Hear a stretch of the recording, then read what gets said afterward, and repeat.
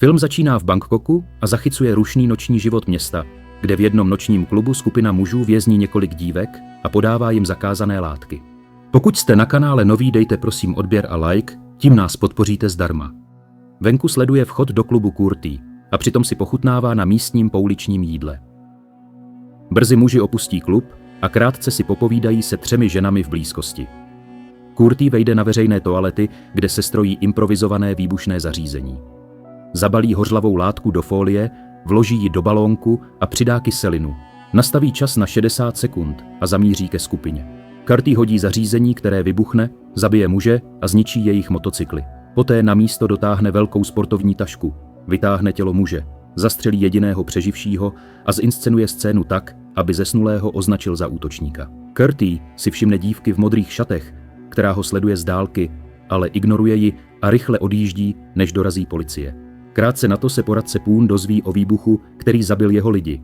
Informátor naznačuje, že jejich rivalové porušili příměří, ale Poon o tom pochybuje a poznamenává, že to neodpovídá jejich obvyklé taktice. Mezitím místní muž, který si Kurtýho najal, mu vyplatí $60,000 v hotovosti za úspěšnou misi. Prozradí svůj motiv k pomstě, protože z jeho dcery udělal gang závislou osobu.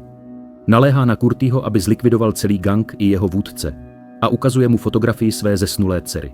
Scéna se přesouvá do klubu, kde Angličan jménem Jimmy předvádí svou schopnost sestavit pušku se zavázanýma očima a chlubí se svými dovednostmi. Přeruší ho podřízený, který ho informuje, že ho venku někdo hledá. Kurtý si všimne Jimmyho, který ho pozná a dá se na útěk, přičemž bafá z doutníku, snad aby si zvýšil výdrž. Silný a atletický holohlavý muž Kurtý na něj volá a ptá se, proč utíká. Jejich pronásledování se zintenzivňuje napříč městem a neúmyslně do něj zapojují kolem jdoucí. Během honičky se Kurtý snaží Jimmyho ujistit, že si chce jen promluvit. Po neúnavném pronásledování ho Kurtý konečně chytí a několik silných ran přiměje Jimmyho zastavit a poslouchat. Ukáže se, že se dobře znají a Jimmy si myslel, že ho jde Kurtý zabít. Kurtý vysvětluje, že nemá v úmyslu mu ublížit. Místo toho je na důležité misi a potřebuje Jimmyho pomoc se zbraněmi. Jimmy, který vděčí Kurtýmu za život, je poněkud nucen pomoci.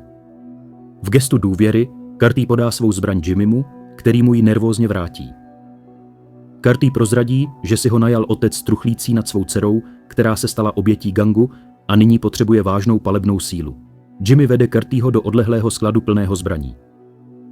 Když Kurtý sáhne po jedné z legendárních zbraní, Jimmy ho rychle odradí s tím, že ty nejsou k pronájmu. Kurtý se spokojí s pronájmem pušky Accuracy International za $1,000 na den. Požaduje dalekohled s 30násobným zvětšením, ale Jimmy má jen 15násobné a jako bonus přidává noční vidění.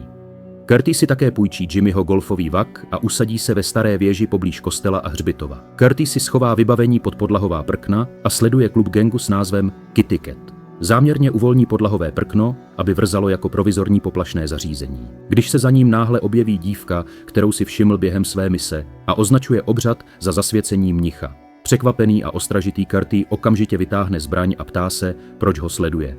Dívka říká, že se jmenuje May a vysvětluje, že jí přilákal zvuk zpěvu a náhodou na něj narazila. Trvá však na tom, že jejich setkání není náhodné a přesvědčuje Kurtýho, že je to osud.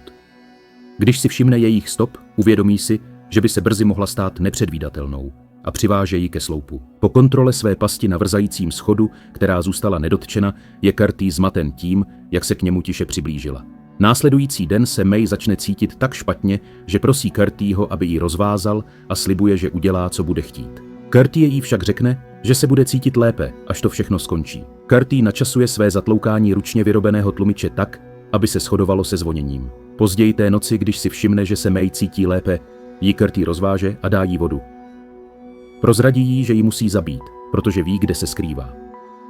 Ona odpovídá, že byl poslán, protože její čas tam skončil.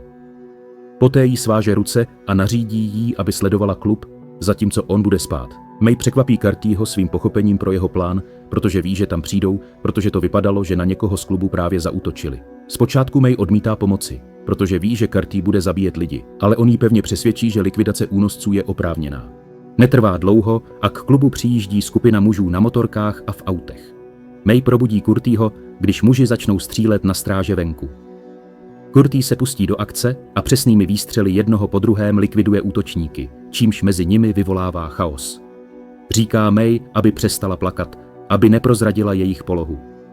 Navzdory tomu dovedně vyřadí řidiče a zabrání gangu v útěku z místa činu. Po dlouhé přestřelce se podaří uprchnout jen několika mužům. Druhý den je velký šéf Kata ponořen do svého oblíbeného bolestivého rituálu, kdy si propichuje tváře horkou jehlou, když jeho klid naruší poskok přinášející zprávy o jejich neúspěšné misi z předchozí noci. Poskok hlásí přítomnost odstřelovače, ale poradce namítá, že použití odstřelovače není jejich styl. Mezitím Curtis tlačí na May, aby prozradila další místo, kam jsou dívky odváženy. May se brání a tak jí Curtis donutí tím, že namíří pušku na mnicha a pohrozí, že vystřelí, pokud nebude spolupracovat. Bez jiné možnosti vede May Curtisho na vrakoviště, kde mu ukáže tělo dívky jménem May Ying, která byla zavražděna před několika dny. To však není to, co Curtis očekával. May ho pak zavede k sídlu silně hlídanému vlastní soukromou armádou. Ten večer Curtis obdrží další platbu poté, co úspěšně zlikvidoval 11 lidí v nočním klubu. Náhle bodne muže do ruky a vykřikne název zločinecké skupiny, do které je zapleten. Tento syndikát, známý svým bezohledným obchodováním s lidmi a drogami, je neblaze proslulý vyhlazováním svých nepřátel. Curtis je rozuřený, protože ho muž neinformoval o jejich nebezpečné pověsti. Vyděšený muž radí Curtiemu, aby přestal, ale Curtis je odhodlán dokončit práci.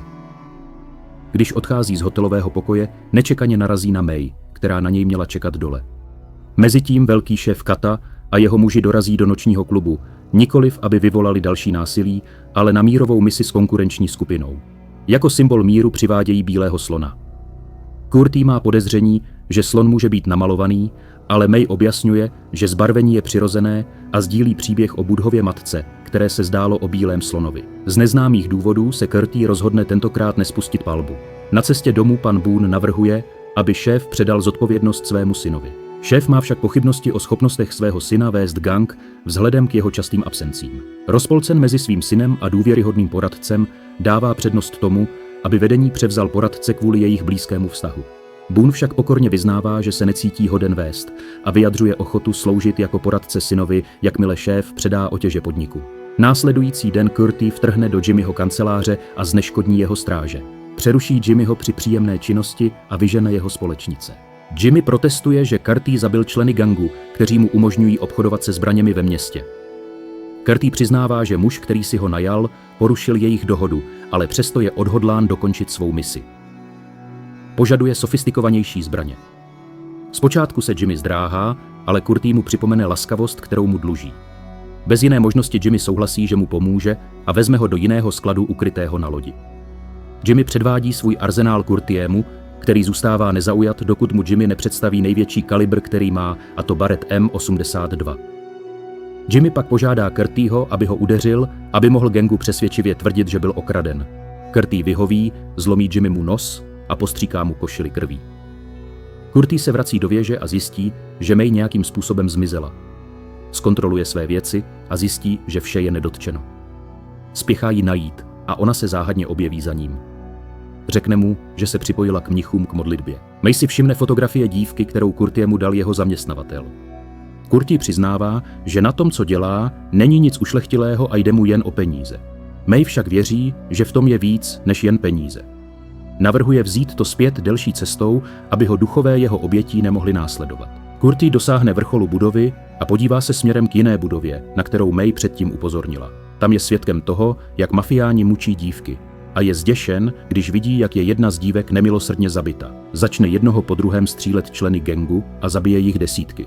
May se však náhle objeví na scéně a rozptyluje ho tím, že mluví s mafiánem. V tu chvíli je Curtis střelen do levého ramene jiným odstřelovačem. Donucen k útěku najde úkryt v temné uličce. Curtis pak zaútočí na 2 řidiče a ukradne jejich malý nákladní automobil. Podaří se mu prorazit palbou a schovat se na odlehlé venkovské cestě. Když uslyší křik zezadu, otevře dveře a je ohromen. Když uvnitř najde May mezi několika dalšími dívkami, z nichž některé jsou zraněné. Curtis je naléhavě žádá, aby okamžitě odešli. Ale některé dívky váhají, protože nevědí, kam jít a bojí se trestu za útěk. May vezme Curtisho zpět do chrámu. Cestou Curtis požaduje vysvětlení její přítomnosti na místě činu. V chrámu ho mniši léčí starodávnou medicínou, zatímco May zůstává na blízku. Mezitím poradce Boone kárá své muže za jejich selhání při zabití Curtiseho. Ukazují mu Curtiseho fotku a hlásí, že ho odstřelovač zasáhl ale nejsou si jistí, jak přežil. Šéf vstoupí do místnosti a prohlížejí si pušku, kterou Curtis zanechal při útěku. Gang později konfrontuje Jimmyho se zbraní a on přiznává, že byl nedávno okraden. Když se ptají na vzhled lupiče, Jimmy ho popisuje jako bílého kluka přibližně jeho výšky s mírnou nadváhou. Protože poradce zná Curtisho skutečný vzhled, uvědomí si, že Jimmy lže, ale rozhodne se si tuto informaci nechat pro sebe. Poradce Boone pak nařídí svým mužům, aby Jimmyho do budoucna bedlivě sledovali. O několik dní později Curtis sleduje z vrcholu budovy a všimne si rváčů sledujících Jimmyho. Zlikviduje 2 muže, kteří Jimmyho sledují. Curtis pak konfrontuje Jimmyho v jeho nočním klubu a informuje ho, že se postaral o jeho pronásledovatele, ale tato zpráva Jimmyho zmate, protože to jen potvrdilo jeho zapojení. Jimmy odveze Curtisho do svého skladu. V tu chvíli zazvoní mobilní telefon, který Curtis vzal jednomu z rváčů. Na lince je šéf Kata. Curtis využije této příležitosti k tomu, aby Jimmy mu pohrozil odhalením jeho zapojení, pokud mu neposkytne další zbraně. Šéf Kata pak nabídne vyjednávání a vysvětluje, že většinu dívek prodávají jejich rodiče, aby splatili dluhy. A on z těchto transakcí tvrdí jen malý zisk. Curtis je však neodraditelný a trvá na pokračování svého boje. Znovu pohrozí Jimmymu, ale tentokrát se Jimmy rozhodne prozradit své zapojení přímo šéfovi, čímž Curtis ho zbaví jeho páky. V reakci na to se Jimmy snaží Curtisho vytlačit ze svého auta, ale Curtis, nyní zoufalý, ho drží pod pohrůžkou zbraně a požaduje další zbraně. Jimmy nakonec vyhoví a dodá mu další střelné zbraně a munici. Zpět ve věži Curtis upravuje svou brokovnici velkým trojúhelníkovým trichtýřem na ústí hlavně. Během diskuze o náboženství May prozradí, že muž, který si Curtisho najal, je víc než jen obyčejný zaměstnavatel. Toto odhalení Curtisho zmate a on se rozhodne odhalit skutečnou identitu svého najímatele. Domluví si schůzku s mužem, ale záměrně ji zmešká a místo toho se rozhodne počkat před hotelem, aby ho sledoval. Curtis sleduje muže, když opouští nepodařenou schůzku a vchází do schátralé budovy. Curtis ho následuje dovnitř a zjistí, že budova je nevěstinec. Aby získal informace o svém zaměstnavateli, vydává se za zákazníka a vyptává se dívky na toho muže. Poté, co ho popíše, dívka prozradí, že je to vlastně jejich šéf a jeho kancelář je nahoře. Když se Curtis blíží ke kanceláři, dívka zalarmuje stráže a křičí, že ho jde zabít. Vypukne prudká přestřelka, v níž Curtis obratně využívá své bojové umění a upravenou brokovnici, aby si probojoval cestu k šéfovi.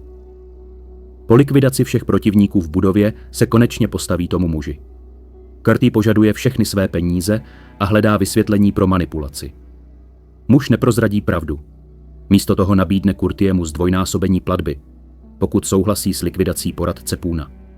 Říká, že starý muž je nemocný a brzy bude mrtvý. Curtis neochotně přijímá a odchází. Mezitím mafiáni využívají profesionála, aby mučili Jimmyho. Po několika sarkastických poznámkách se zničený Jimmy nakonec zlomí a prozradí Curtisho celé jméno. Ne proto, že by to bolelo, ale proto, že by ho to už nezajímalo. Trvá však na tom, že neví, pro koho Curtis pracuje nebo kde se skrývá. Jimmy říká, že mu pomohl, protože se ho bojí víc než jich. Druhý den velký šéf dostává zprávu, že jeho muži zkontrolovali každou nemocnici, ale nenašli po Curtiem žádnou stopu. Poradce Boone navrhuje, aby zapojili policii a podstrčili Curtiemu vraždy několika dívek, čímž zajistí, že jeho fotka bude v každé televizi.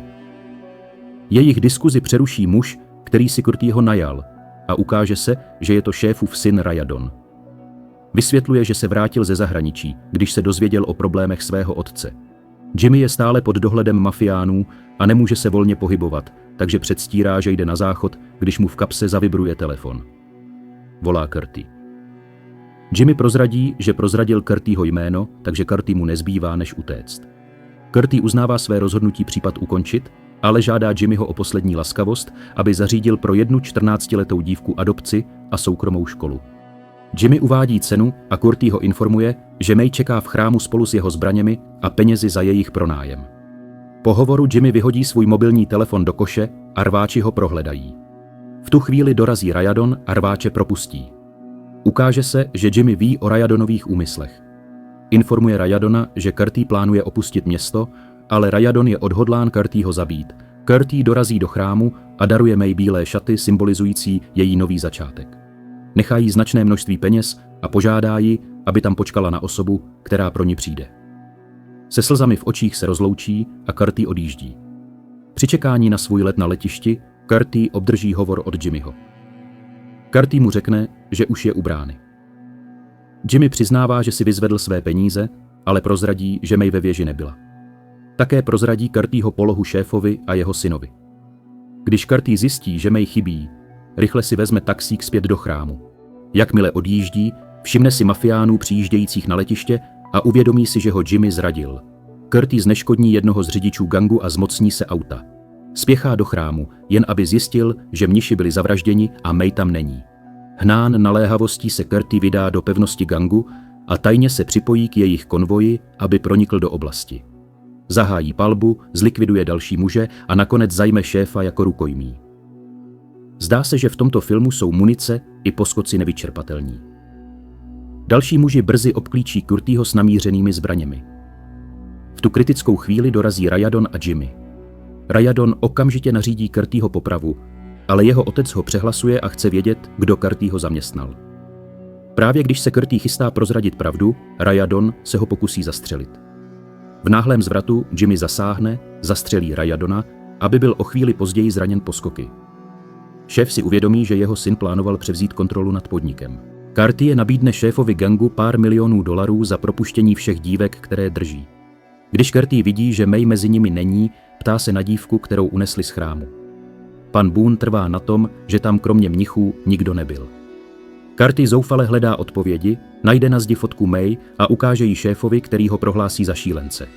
Šéf vysvětluje, že dívka na fotce byla první, kterou přivedl, a že on je na té fotce vedle ní. Protože je na fotce pořízené před 30 lety, Curty si uvědomí, že May byla duch. Šokován tímto odhalením jim Curty nařídí, aby si vzali peníze v autě. Curty a Jimmy pozbírají všechny dívky, naloží je do náklaďáku a odjedou. Jakmile dosáhnou bezpečného místa, rozdělí se a Jimmy ujistí Curtyho, že se postará o to, aby se dívkám dostalo potřebné pomoci. Pokud jste na kanále noví, dejte prosím odběr a like, tím nás podpoříte zdarma.